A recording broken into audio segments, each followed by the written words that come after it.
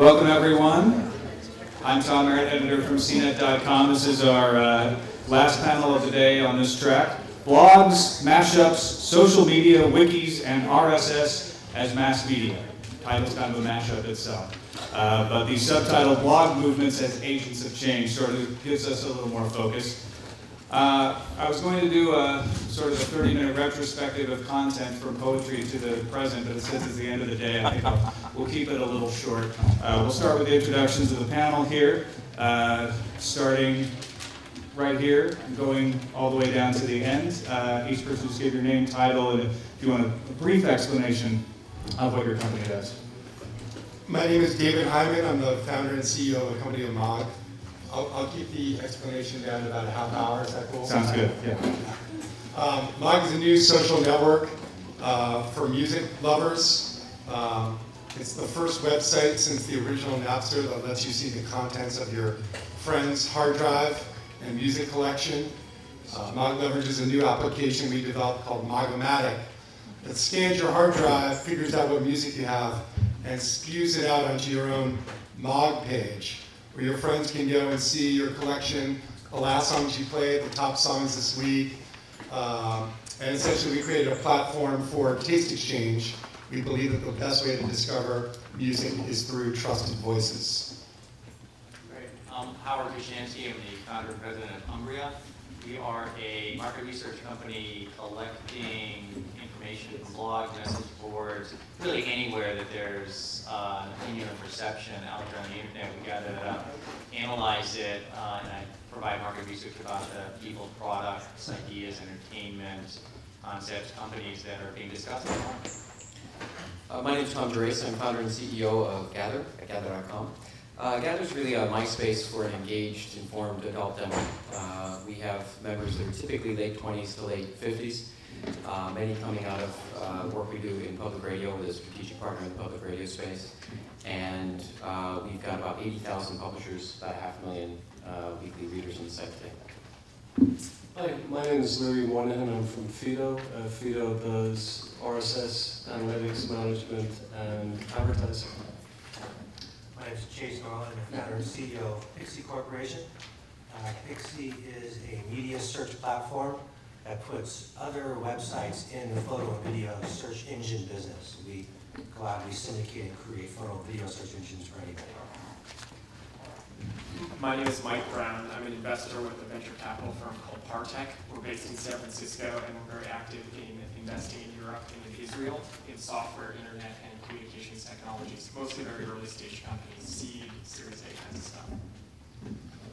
And I'm Michael Ranieri. I'm the CEO of Mevi. We're a search and discovery experience for video and TV entertainment. We want to delight through the search and discovery of video entertainment and introduce the user to where, when, and how they can consume that content. All right, thank you all for coming today. I'm sorry we don't have enough microphones for everyone, but at least we do have more audience members than panelists, which we were a little worried about at the beginning. So I'll briefly set up the topic, and then we're going to just let these guys kind of talk about it. Content on the internet obviously has changed. I think that's how everybody starts these things. But what has changed is the fact that people are creating content in massive ways that have never been seen before for free. If you look at Gracenote, people started a whole business there by uploading their own titles of CDs, and then that was turned into $1 million plus business. It's tens of millions of dollars, actually. He's out there. I see him. What's that? The Gracenote guy's out there. How many millions of dollars? Anyway, so Wikipedia is another example of that, where you have people creating an entire encyclopedia that the total accuracy is debated, but it is mostly accurate. I mean, how many people in here have used Wikipedia before to look up something? Now, how many people here have actually edited Wikipedia? That's actually more than I expected.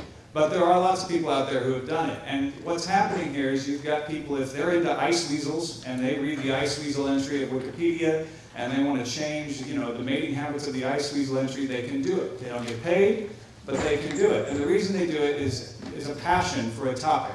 So we've got an economy of passion. They're not being paid to create content, but in small ways, with very little effort, they can create content, and with the masses of them that we have this massive amount of content. You see the same thing with blogs. Some people are just blogging about their cats, some people are blogging about North Korea, but in aggregate, we have a huge amount of content. So, since the economy of passion doesn't help your P&L, how do you build a business around it? That's what these folks here are going to answer for us, or at least talk about how to get us closer to an answer for that. Let's start, I'm going to throw it to Mike to start with a question. With user-generated content, can you sustain a business? How do you do that? I have one word for you: YouTube.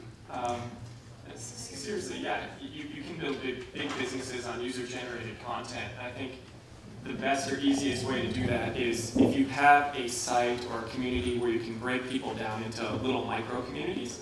So, for example, I just saw a pitch for a company today that's launching in Europe, and what they do is they let you, we're not investors, so don't worry about that, but they let people build pages, subscribing to RSS feeds and collecting photos around any topic that they want. So it could be the ice mole or whatever it is, or it could be the BMW 3 Series because you're really passionate about that car, or whatever it is that really gets you excited.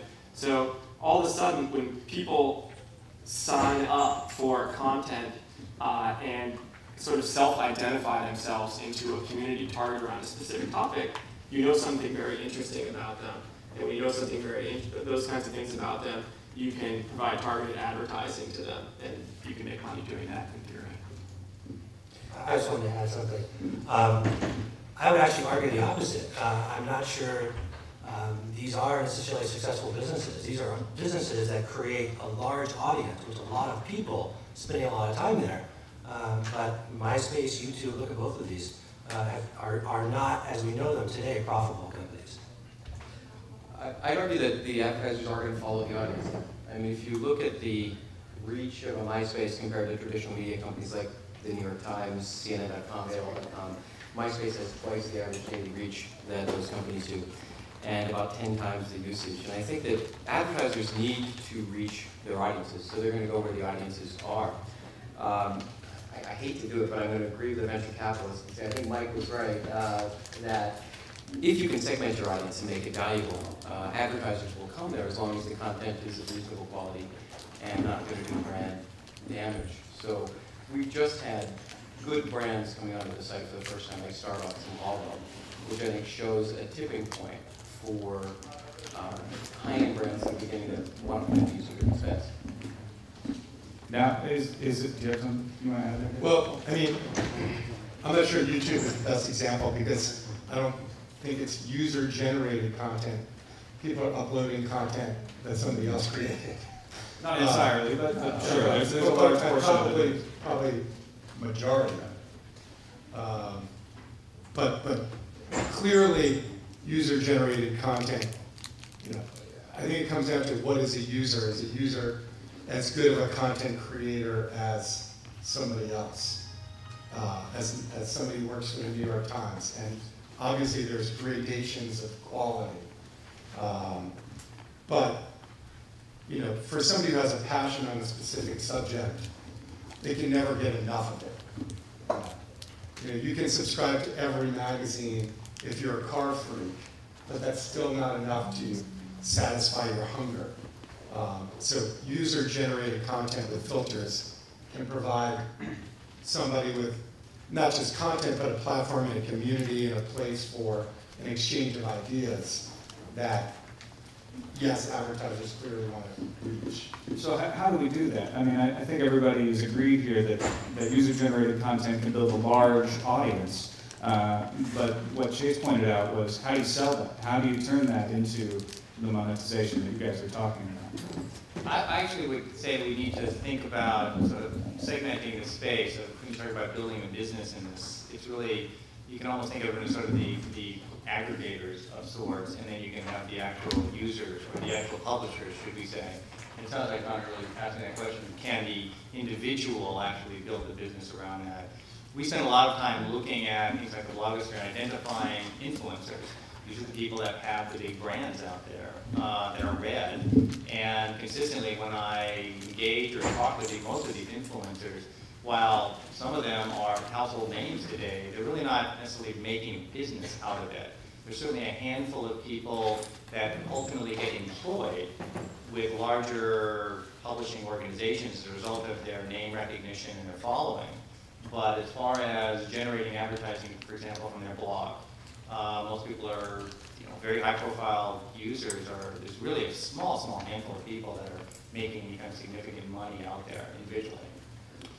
We actually are sharing revenue back with our users every day, which is one of the things we've tried to do to bring on freelance writers and increasingly professional writers. I think that David's point earlier was a good one, that the question is, how do you get the top tier, the real thought leaders onto your site? And we've begun to see that happening. We had a Washington Post reporter writing for us, somebody who's published regularly in Barron's being right for us.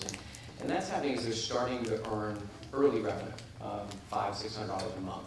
That's not going to be something somebody lives off of, but as the community scales and as the business model scales, top writers will begin to earn revenue if they're in a revenue-generating community for them. Well, a lot of it has to do with, when it comes to compensation of these people and whether they participate in the revenue stream. Our perception is how much are they putting in relative to how much are they getting out of the system. If they're just putting in and they're not getting out, then things like compensation make sense. But if you create a platform for self-expression, which we've tried to do at MOG, people seem to get out a lot of value. And there isn't the need or requirement for compensation because they're discovering new music, they're making friends and meeting new people. So it's more of a tool for self-expression. And the byproduct of that is great content creation. So both parties win. So let's circle this back around then to what Howard was pointing out. Are people who make their blogs going to be able to make big money from big advertisers? David, I think you had some thoughts about that possibly. Well, I think if you're an individual blogger, it's pretty challenging. I mean, you can't be one person who creates a media entity. I mean, there are some, but the odds are extremely slim. There's probably a handful of blogs of individuals who have been able to amass enough traffic on their own without the help of other writers and people to turn it into a business. If you look at music blogs, for example, there's probably somewhere between, there's probably about 5 to 10 total, of which I think amass enough traffic that they could warrant selling ads and have their own sustainable business. Whether they're living like the high life is another story, but at least they probably have the freedom to do what they want to do, and they're doing what they're passionate about. But I would just say, it's actually really more about exposure.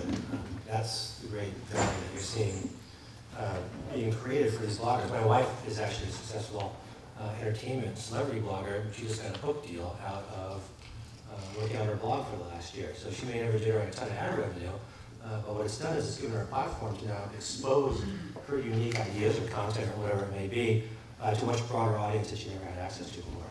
It's very true. What's happening is we're seeing in a very sort of slow manner the demise of the resume and the sort of comeuppance, if you will, of the personal brand. And that's really what all of these media outlets allow somebody to do, is we get themselves to create a personal brand for themselves. If you look at YouTube and pricing model, how they can reach profitability, they might be getting CPMs that average 50 cents. With 50 cents CPM bring them to profitability? Probably not.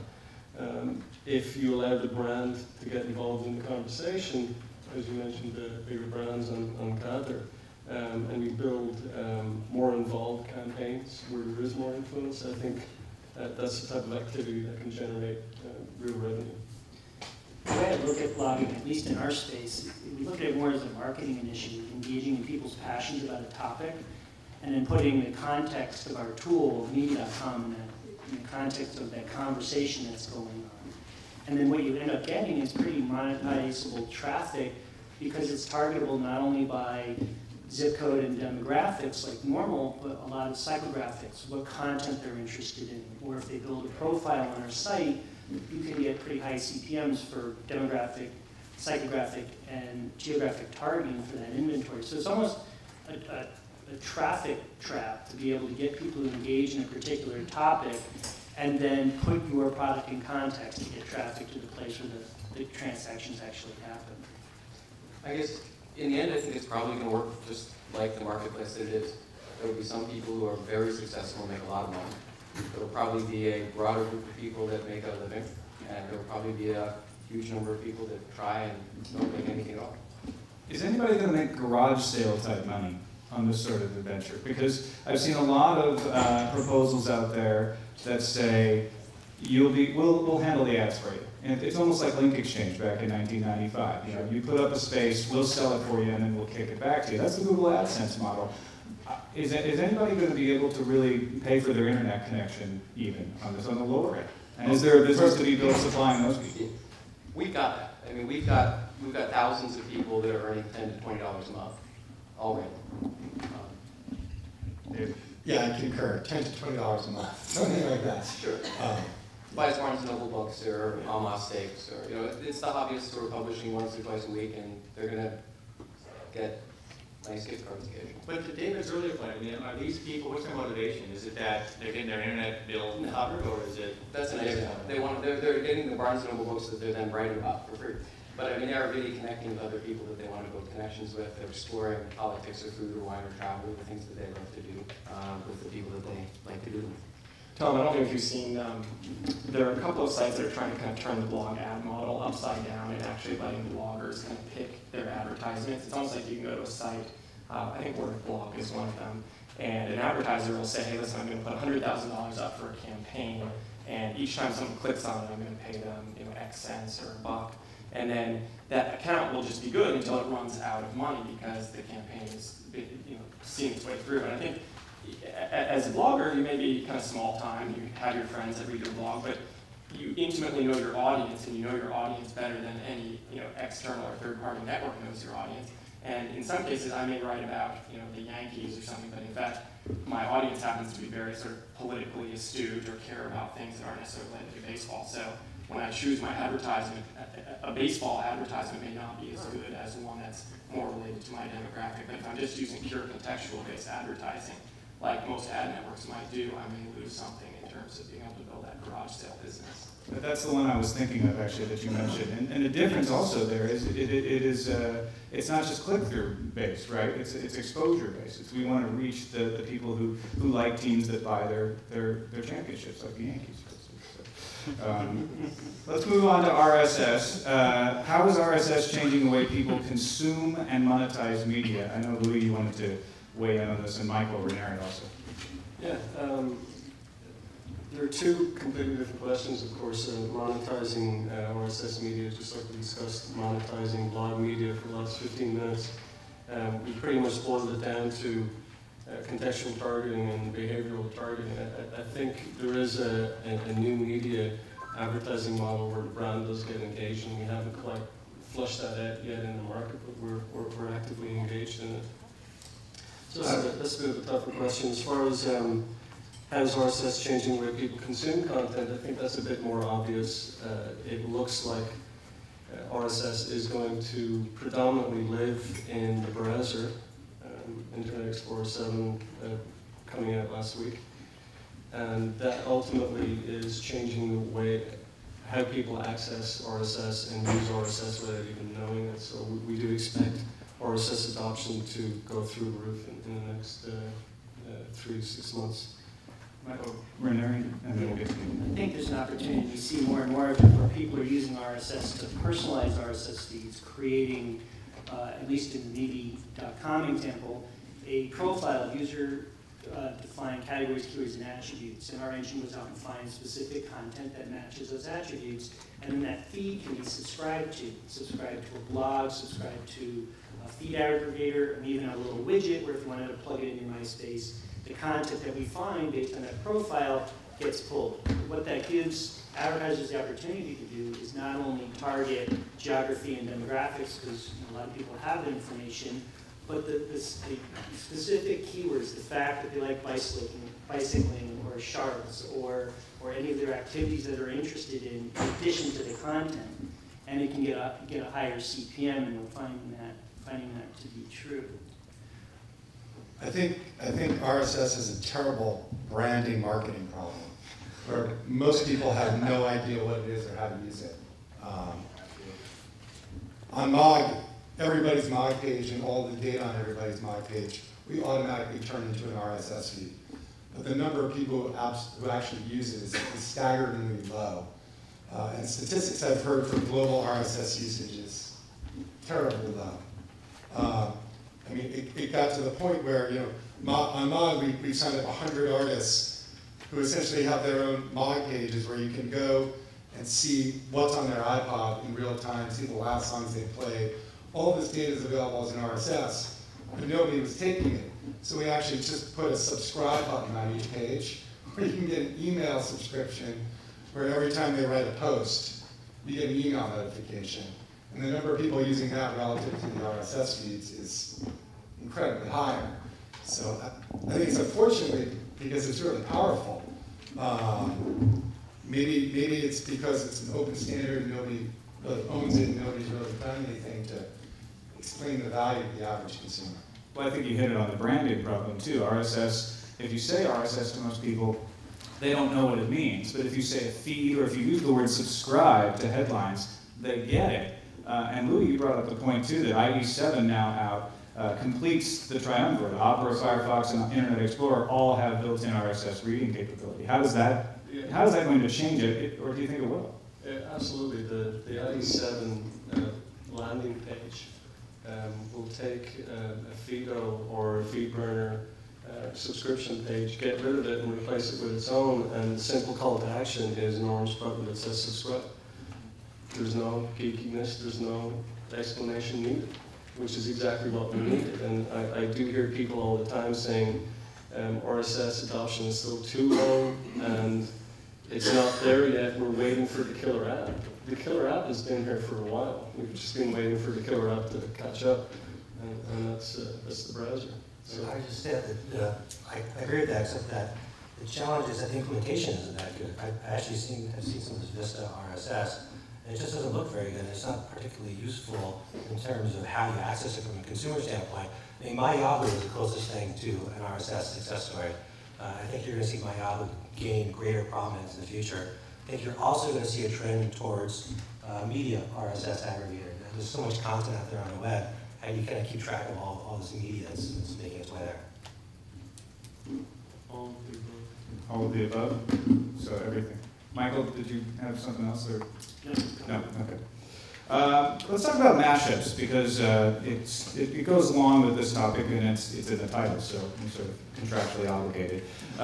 There's two kinds of mashups, right? There's Ajax mashups, which is a programming and taking different sorts of data and programmings and combining them together.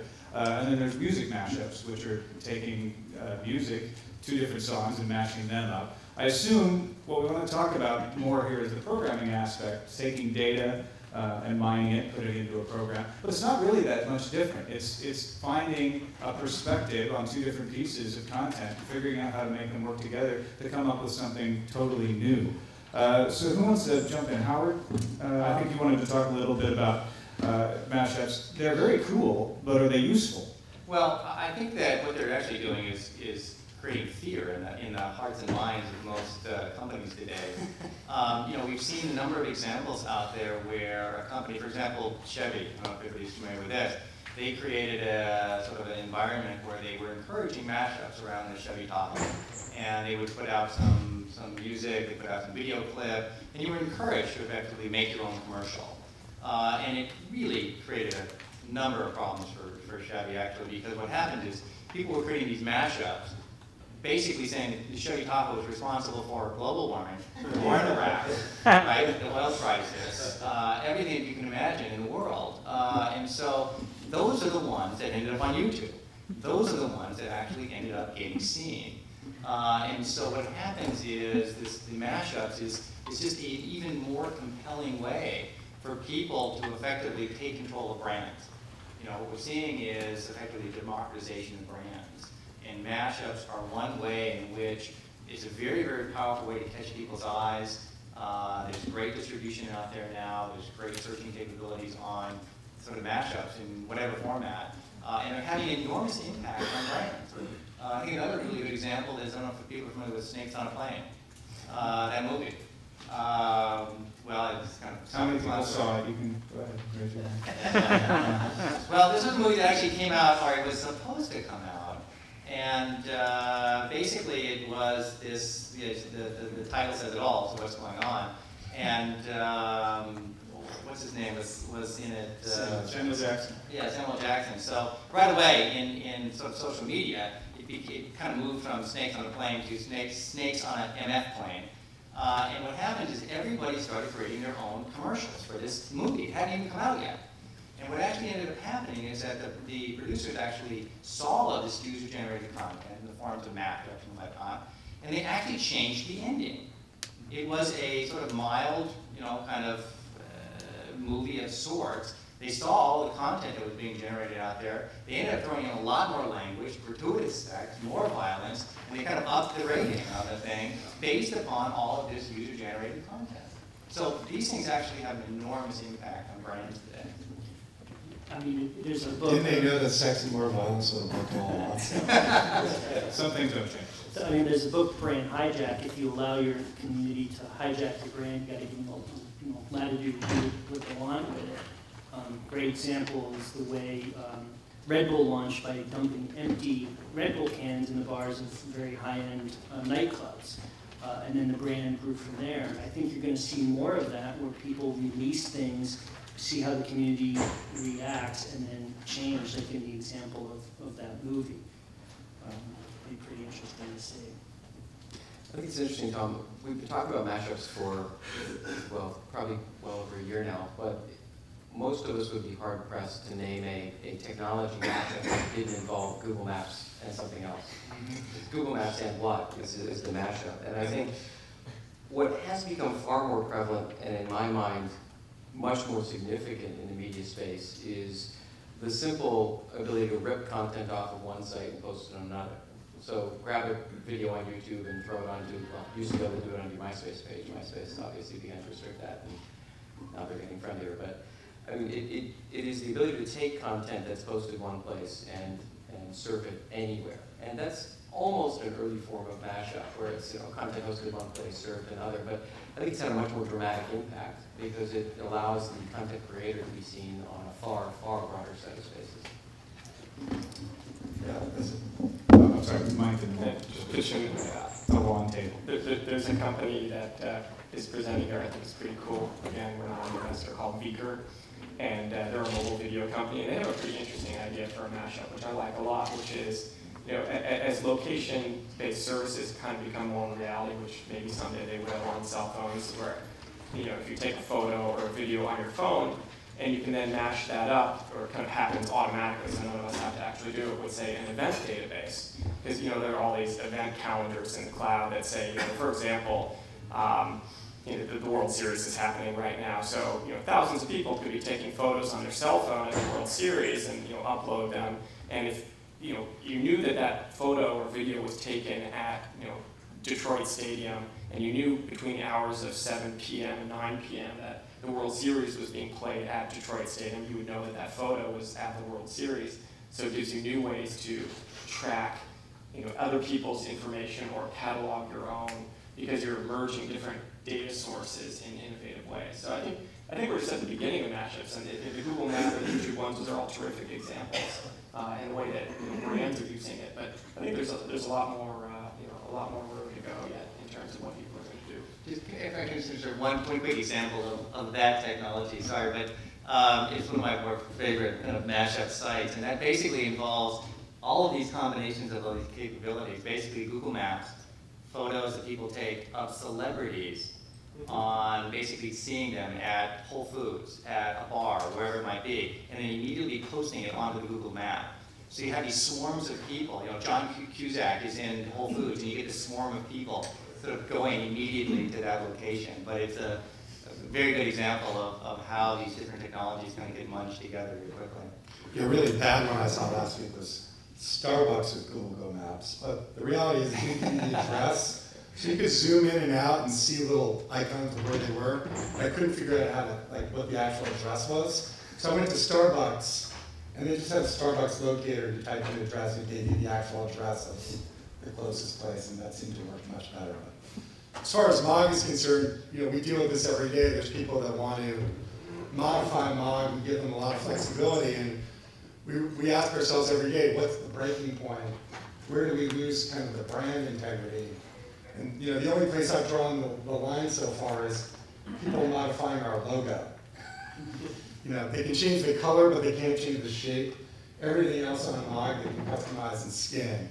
But it's a strange world we're moving into. Any more thoughts on mashups? Does anybody at the table actually know of a non-Google related one? Does anyone in the audience know of a non-Google related? There's some really cool mashups coming in the mobile space. Some cool mashups coming in the mobile space. Barcodes, which are 2D barcodes, basically, that are sort of in a square. We'd be able to take your cell phone and point it at a billboard and have it kick off an advertisement or full motion video. And also assisted GPS, which is primarily in Asia right now, which is your GPS, but it's assisted by a compass, so you can move around the room and actually have your interface change based on it. So GPS that can be used as a In a compass. stadium, so you turn it, you could order a jersey in a stadium, or you could point it at this building and find out this conference is going on. One of the best websites that catalogs mashups from a technology point of view is programmableweb.com. Yeah. Very, very good. Okay, programmableweb.com. Yeah. And you have one more? Mashups came from music. They were doing music a long time ago, actually, Danger Mouse and all the DJ boards. Right. The roots in music. And did you have one? Well, just a comment about mashup. I was seeing the descriptions that you can be categorized in open terms very easily. One is simply a video editor. You know, it's the old concept of pulling the content together and making what you want and put it out there. And it's always calling it a mashup because it's simply being done on the web instead of, you know, with tools that are generated by technologies coming together. Right, that's a good point. I mean, mashups aren't really entirely new. They're just taking technology and making it easier, making it available for everyone. And that brings up copyright issues, and we've touched on them a little bit with mashups, but you know, the music industry is scared to death. We mentioned that some other people are scared to death, and we use the Chevy Tahoe as an example. But given the stance of copyright holders, is there hope for video sharing sites like YouTube and for other sharing sites? MOG, for instance, with the music, will you ever be able to allow people to actually share that music back and forth? What do you guys think? Who wants to jump in first? Everyone wants David to jump in first. God, that's a yeah, question. It's the tough question. When it comes to user-generated content, you know, I think that the average person who's creating content that's not a professional making money off it is incredibly open to people doing anything with their content, as long as somebody's using it in some form or fashion. What'll be interesting to see is kind of the proliferation of the next generation of content creators that grow up in a society that is this flexible and open,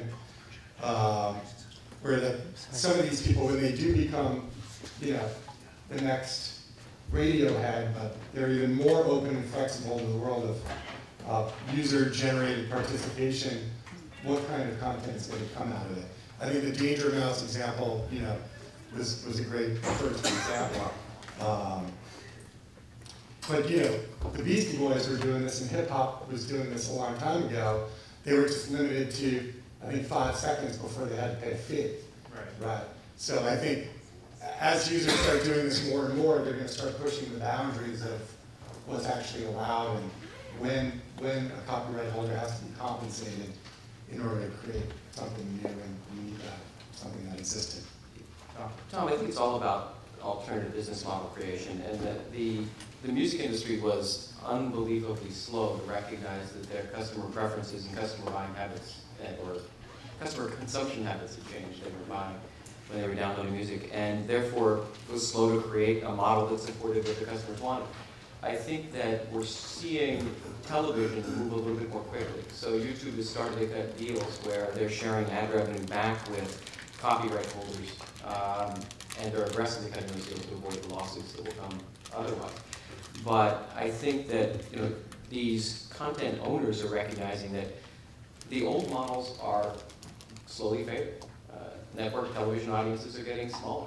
It is harder to get big film audiences through the door because of the alternative media models we've got. And they see, if you go and watch, what is Front Row on the Mac now, that does a pretty darn good job of organizing all your downloaded content, and it's almost ready to become your media room.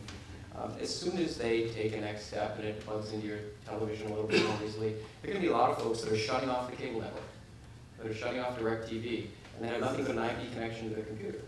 And it is really important that the copyright holders explore these alternative business models, and I think they'll become much more open to it. Comedy Central doesn't care that Jon Stewart's airing all day long on YouTube, as long as they're getting their advertising cut. Yeah, In fact, they love it. No, go ahead, Howard. It's an interesting area in that everybody keeps talking about this new area of digital rights management. The reality is that, my understanding is that actually the laws are relatively clear. I mean, copyright certainly applies. Laws of libel, slander, all those things still apply in the digital environment. The surprising thing has basically been is how hands-off people have been. And I think to some degree, if you can share in the advertising revenue, you will grant that copyright. But the reality is that it really comes down to the age-old questions of fair use. Why are you effectively using somebody else's content? If it's for educational, entertainment, things like that, you have a shot. If it's for your own personal gain and monetary issues, then I'm hard-pressed to imagine why it's not copyright infringement. And I suspect there's going to be some pretty sort of celebrated cases at some point. Yeah, I mean, it's people have been flexible because entities like YouTube had no money, so you had a whole bunch of copyright holders waiting in the wings. I mean, what plays out in the next 6 months to a year will be incredibly powerful and interesting for all of us, whether Google can adhere to Digital Millennium Copyright Act protection for users uploading stuff that's not necessarily theirs and doing things that are not necessarily theirs. My gut is that in the long run, the money that copyright holders make over this content will become harder and harder. Michael, I mean, how does MeVie deal with this? What's your perspective on that issue? Well, we kind of take a little bit of the high road. Went to the networks and studios directly and put terms of use agreements in place. So we actually get our assets directly from the networks, encode them, prepare them for streaming ourselves, and users post them to the site. And in exchange, they've been very forthcoming with other kinds of content, behind-the-scenes content, interviews, things like that. So we went about it a little bit different and asked for permission for them. And do you think that's going to be as successful or more successful than? I think it will. I think what you'll end up subscribing to or licensing is not specific pieces of content, because we were literally on the phone talking to the publicist or the producer of particular shows or movies, where the studios and the networks themselves will build RSS feeds or MRS feeds where this content will be baked in, and then you will license the rights to have access to that content.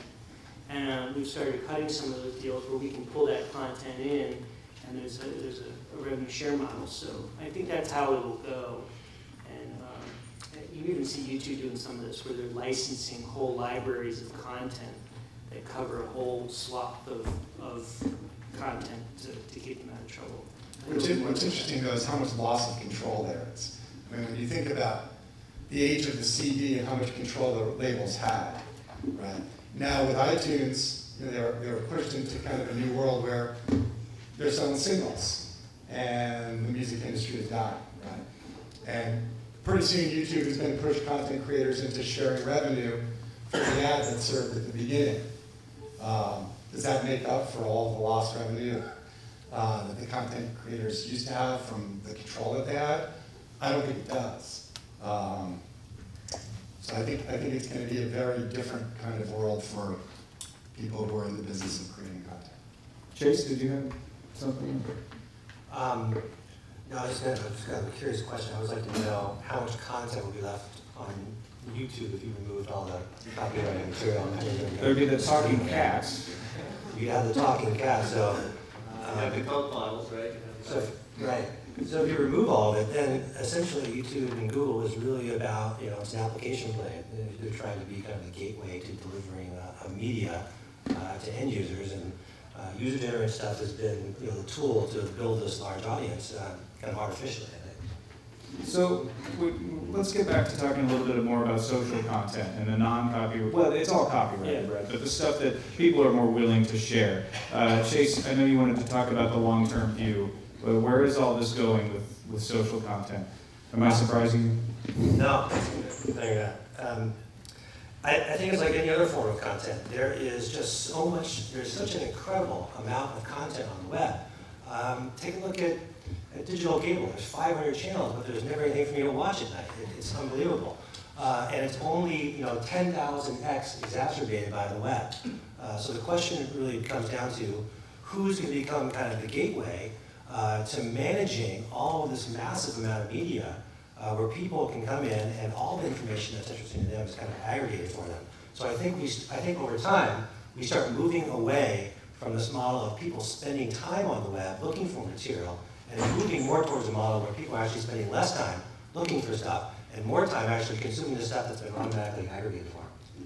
I mean, that's the whole focus of Mog, is discovering through a trusted voice. And already we've been up for 3 months. There's hundreds and hundreds of music posts written every day. And even within our own social network, you run into this issue of how do you filter it, right? Let alone all the content in the world. And what we've really done is we focused on developing algorithms to help point you in the direction of people who are most like you based on your music collection. We've written algorithms that map your profile to everybody else's, where we in effect show you, out of all the other people out there on Mog, who's most like you. And you can actually filter all of the posts by saying, only show me all of the music posts today by the people who are most like me based on my collection. So we take an algorithmic approach, but we also let you refine that with an explicit approach where you can say, this is my trusted person, this is my trusted person. And then you can filter results by saying, don't just show me the ones that algorithmically you think are like me, only show me the content from the people that I have deemed to be my trusted ones. Tom, I think there's a fundamental difference in social content when you compare it to traditional content, and that is really all about the human connection that underlies the social content. If you think about content that's created by people you know and trust, it's really different from the stuff you consume in the nightly news or when you're watching an entertainment channel or when you're even consuming content on your iPod. It's different because it's first highly relevant. It is the stuff that's important to the people who are important to us. So we're awfully likely to consume it because it's going to be the stuff we talk about at the bar, the stuff we talk about at the next reunion, or the stuff we talk about over the water cooler at work. It is the important stuff that we want to explore with other friends, family, and colleagues.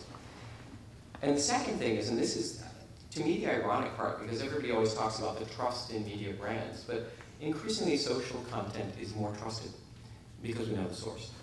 And while 20 years ago we might have thought of the evening news as true, people would think, if they saw something in the 6 o'clock evening news, it happened exactly as it was depicted in the news. Now we think maybe we get a slanted perspective, or people are wrong, or we're being spun. But we tend to trust what our friends tell us.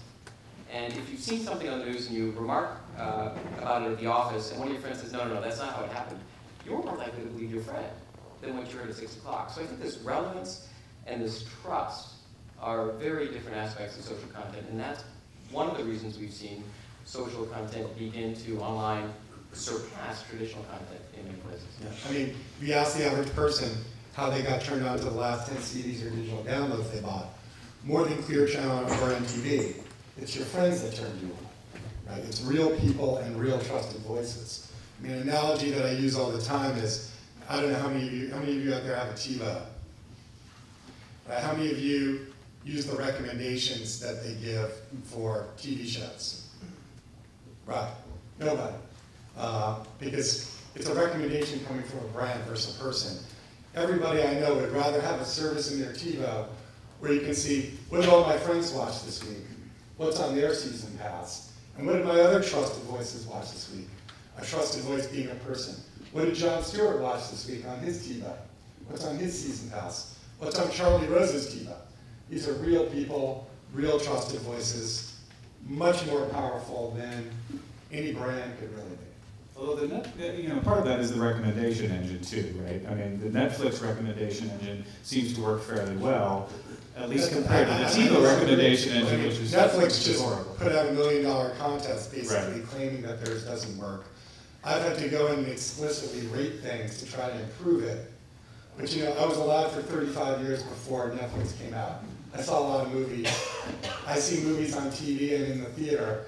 I could explicitly rate things forever on Netflix, and they'll still keep giving me recommendations of stuff I've already seen. Oh, it's actually interesting that you bring up Netflix. So I spend more time. I have a couple of cultural attachés, people who go out and watch movies before I do and tell me which ones are good. And I went out of my way to link to their Netflix accounts so that I could see what they've watched and rated highly. And I've only done it for 2 or 3 people, but that's a feature I think Netflix put out 6 months ago. And I spent more time on that than searching the traditional Netflix recommendations. So that's what you said, David. Yes. You need to have both. You need to have that human element in there. Let's talk a little bit about, everyone's building their businesses here on user-generated content to some extent. What happens when the users start to feel ownership of that content? When they start to feel, not that they want to be paid necessarily, but they've invested so much time that this is now theirs in some way. And then when you modify it or when you monetize it in a way they don't like, they start to revolt. How do you handle that situation? We kind of take it one day at a time. Again, I think it goes back to how much value do they get out of the system. I was formerly at a company called Gracenote where I was the CEO, and we built this database on user-generated content. But the value that people generally get out of Gracenote relative to what they put in is significant. And I think you have to keep it tilted in that favor. And if you don't, then the issue of compensation comes up. I think one of the most sort of humorous things I've seen of late is people that will sort of freely grab traditional content, create a mashup of some sort, and then get really upset when somebody else sort of rips off their basically mashup. The gloves come off at that point. It's okay if they rip off, the major studios, the major music companies, but no, if you're gonna rip off my mashup, that's where the line is drawn. It's hysterical. People just create their own realities out there. Yeah, we just pay them. Fundamentally, I think that we have the opportunity to create a disruptive economic model in media. Media has been paid per word for hundreds of years. It's been salaried, and the top writer at the New York Times doesn't earn 1,000 times what the worst writer at the New York Times does, and they should, because they're the ones bringing in the money. We have an opportunity by distributing ad revenue based on the quality and popularity of the content on the site to disproportionately reward the great contributors, to not reward the worst contributors, and to create, I think, an economic marketplace that creates incentives to create good content. And that's exactly what we're focused on doing, so we pay. Do you ever run into situations where people are doing things for the wrong reasons? For example? Well, people trying to scam the system in some way. Oh, absolutely, we have fraud controls. Yeah, just like CPC advertising needs fraud controls. What we don't do is we don't just pay people for the ads that appear next to their page because they have an incentive to just sit there and click on ads next to their content. It's actually a lot more complex on the back end. And one of the things, my prior business was a company called BeFree, which was in the affiliate marketing space. Sold it dramatically. But we did a lot of fraud controls out there. We've had to apply not the same technology, but some of the same learnings we have.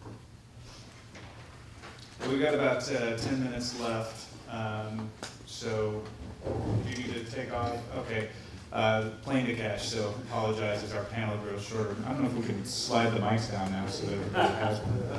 I want to open it up now to questions from the audience. So we'll start right here. Here's one. Obviously, YouTube was big news with their 1.6 billion stock thing. and hundreds of venture capitalists have their ears up, and thousands of people in this audience as well are trying to create things referencing YouTube and that victory. So what will happen in the next 60 months? Will there be somebody who gets a $1.6 billion check as well, or a tenth of that, or will 10 deals be made? What do you think? Well, we hope so. I think you're going to see a lot of consolidation between traditional media companies and Web 2.0 companies over the next 12 or 24 months. You can see the traditional media companies being pressed hard to do it. I think Vivendi's been in the news constantly for not having a strategy in the space, and their senior management team has been turning over as a result of that.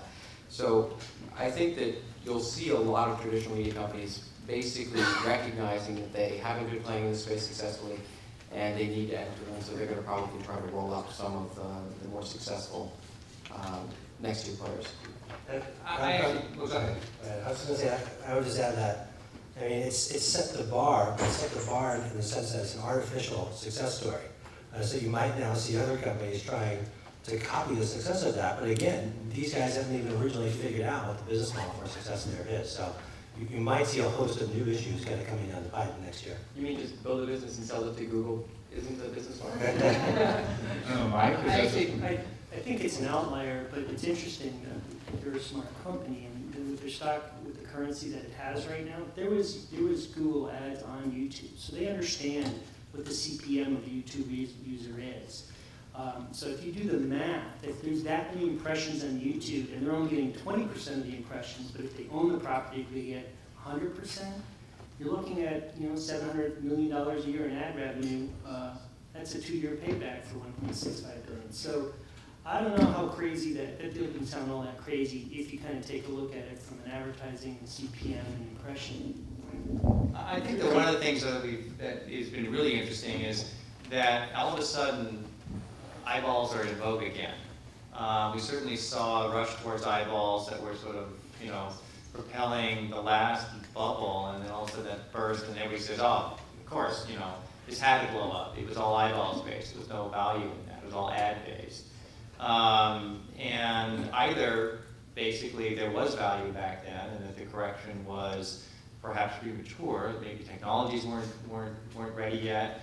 But one of the things that's very interesting to see now how everybody has gone pretty quickly back to this notion of there's value in eyeballs, pure and simple, for eyeballs. As far as the size of that deal, I think the point about the size of Google is something that you have to take into consideration is, here's a company, what is it, $141 billion something market cap these days, so they give a little over 1% of their company. To take a flyer on a potential $700 million a year sort of revenue comeback. Yeah, that's probably a good risk. But that's because they're paying for it with a company that's valued at $141 billion. I don't know if we're going to see smaller companies sort of cough up equal kind of value, to basically try to buy eyeballs. I would just add that this is also very early. Everyone asks, you see this one deal, and it's like, okay, game over for Yahoo. It's so silly. I mean, those who win in the long haul with great business models.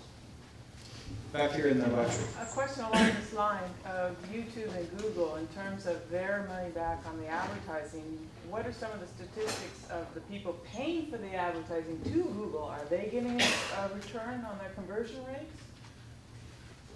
Well, yeah, AdSense is a very effective marketing vehicle. We use AdSense to drive traffic. We have about 5,000 keywords in the marketplace, driving traffic at 8 to 10 cents. So the marketer on the other side, if they're not getting value, they just don't bid for the word.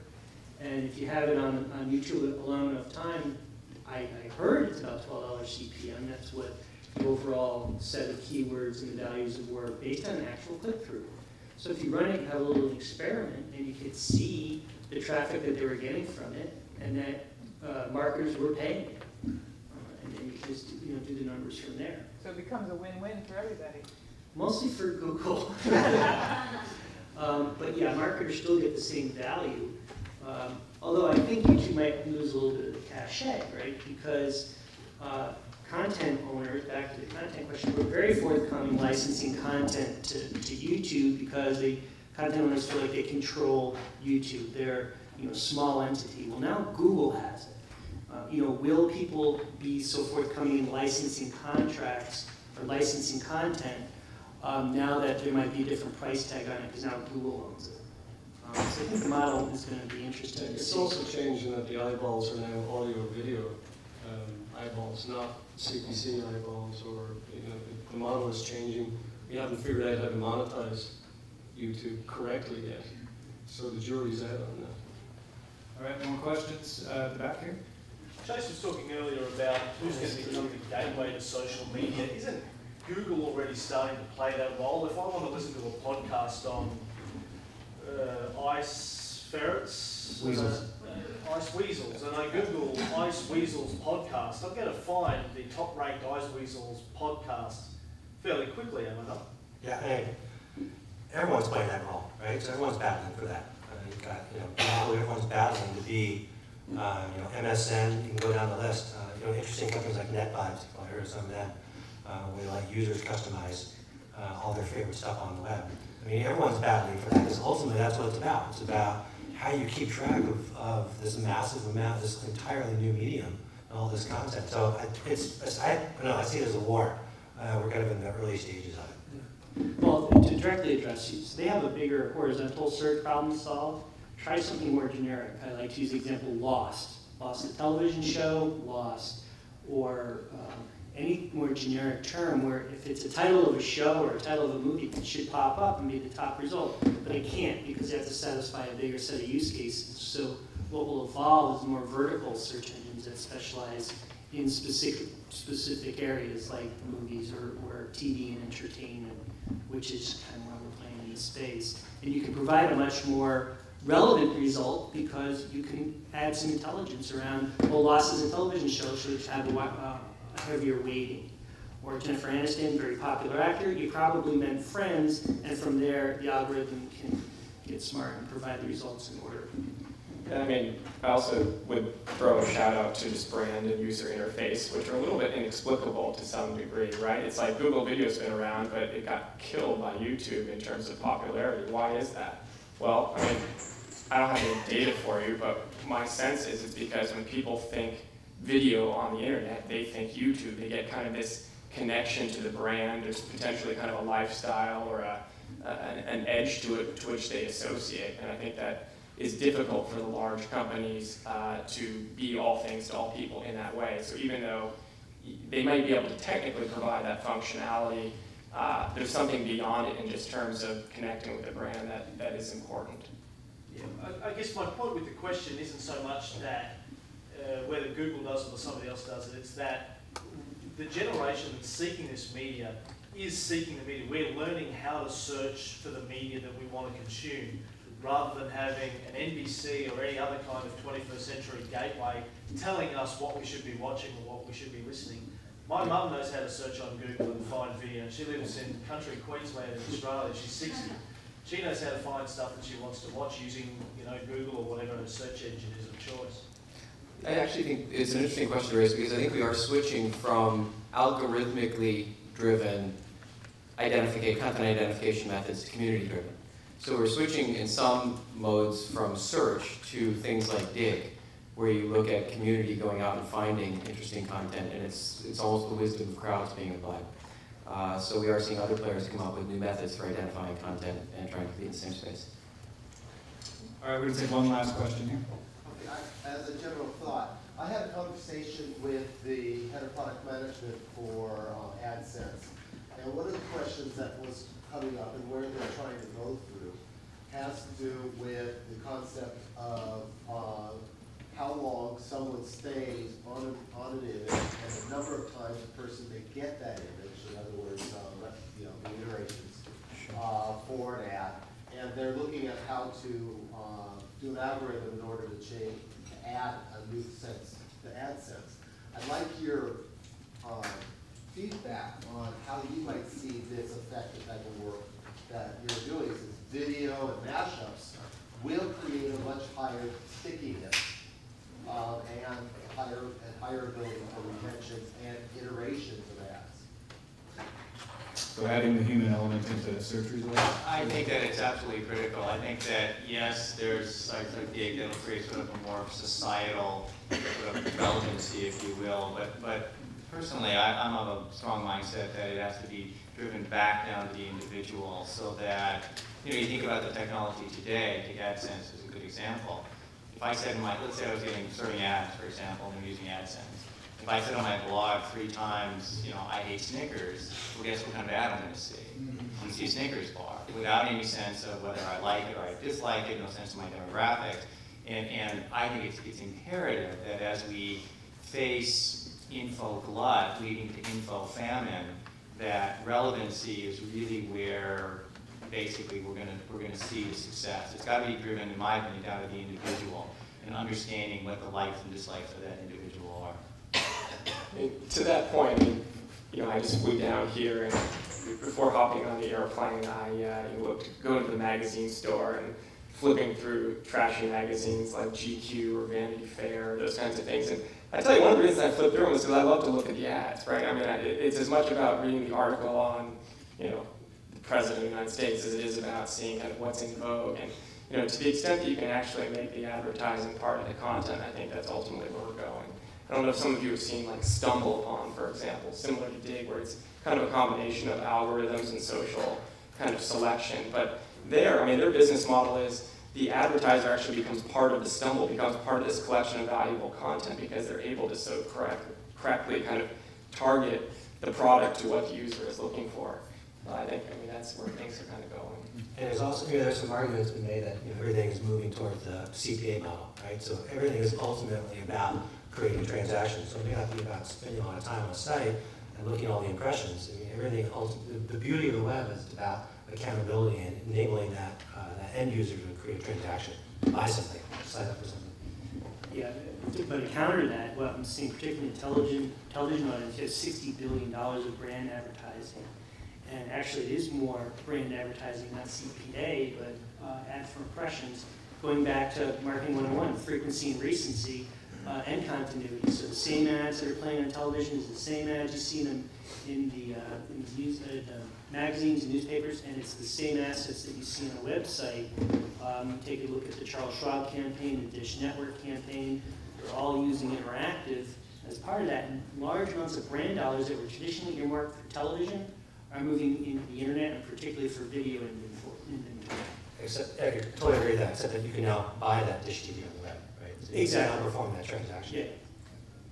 All right, well, I want to thank all of our panelists for joining us today. Appreciate your time. And thank